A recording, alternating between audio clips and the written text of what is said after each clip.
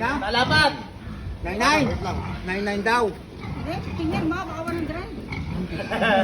Yun, 99 daw. Ay, magandang gabi nga sa inyo mga kabuway. Ay ano ga? Ay sabi nga baka daw 100. Tigne. Go! Ay kami nga pala nagpatimbang kahapon ng mga patiner. Pinatimbang na habang ayos-ayos pa ang presyo. Bali 20 patiner nga pala ang tinimbang din sa amin. Ari nga, tagtitimbangan na. Sa awa ng Diyos, ipasado at magaganda lahat ng timbang. Ay syempre, nasa lahi at tamang pag-aalaga at pagpapakain yan. Mamaya, magbibigay ako ng tips sa pagpapakain ng mga baboy na palakihin. Bali 13 patiner nga pala ang pinatimbang ng aking ama't ina. Ari nga, at binuksan lang pang malakas ang gate. Go! Ay huwag kayong pakakapiyo sa gate na yan. Kahit yan ay pagayang gate, quality naman ang laman ng mga baboy na yan. Aw, kita nyo naman, sadya naman pagkakanilipis ng taba niyan. Ay pag ganyan, yan yung masarap na karne. Yung hindi puro taba at hindi nakakota. Pati nga pala yung aming white durok, ay sinama na namin. Inot na nga namin at labis-labis na ang barako din sa amin. Gawa nagbawas nga kami nung nakaraan ng mga inahin. Pumatak na kulang bit 5 mil din. Ay ayos na rin na rin. Ay ari nga pala, ang baboy ng aking kapatid. Bali meron siyang business partner. Hati sila sa tubo. Tapos, partner niya ang pinanser. 7 years na din sila. Pag sadya ayos at tapat ang mag-aalagang partner, ay magtatagal ang pagsasamahan ninyo. Mahirap yung partner na hindi tapat sa iyo at sadyang walang ibang kikita kung hindi siya pagayon. Dapat, ultimo sentimo ay nakalista sa expenses. Kumbagay dapat laging walang labis, walang kulang. Balen pati ni rin niya pala na natira din ay 47 na laang. Matatagalan na uli bago masundan. Magbabawas muna kami sa pag-aalaga ng patiner. Baka nga buwik na muna ang ibenta namin at sadyang malakalaking puhunan kapag pati ni rin.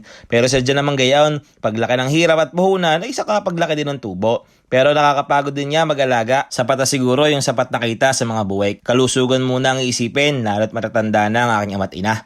Ay punta na tayo sa tamang pagpakain ng mga pati ni rin baboy. Ari naman ay aming nakasanayan. Pwede hong mali sa iba, pwede rin naman tama. Bali na ko namin are sa experience. At ang ama ko at ang ina ko ay 3 dekada na nga ho nagbababoy din sa amin. Pwede nyo rin gayahin kung gusto nyo ho. Ari ho mga tips para sa pagpapakain ng mga palakihing baboy. Sa 5 to 42 days ho, booster ho ang binibigay namin. Ari ho yung mga panturo. Kumbaga unti-unti hong binibigyan mo ng feeds ang mga buwik para matuto habang nasusupa ho sila sa kanilang inahin. Sa 42 to 72 days naman ay nagbibigay na ho kami ng hog pre-starter.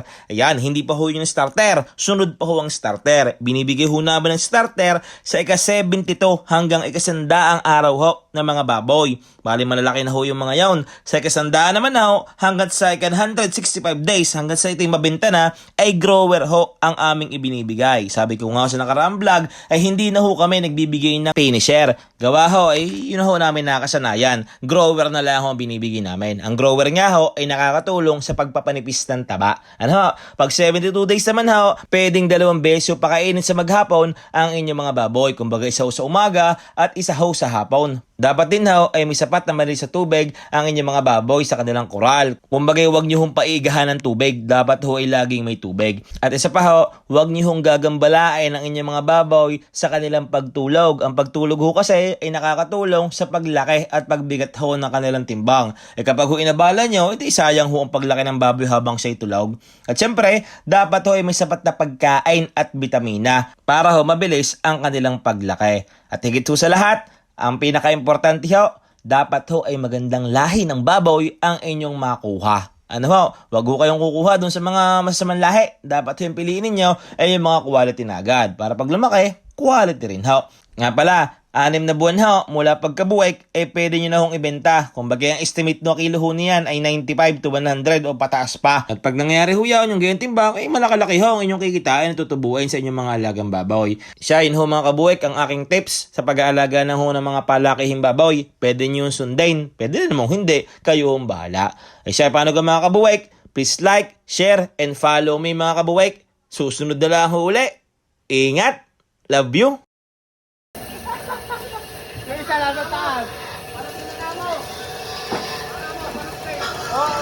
Shoutout kay Bossing na kumuha din ng mga baboy. Shoutout sa boss.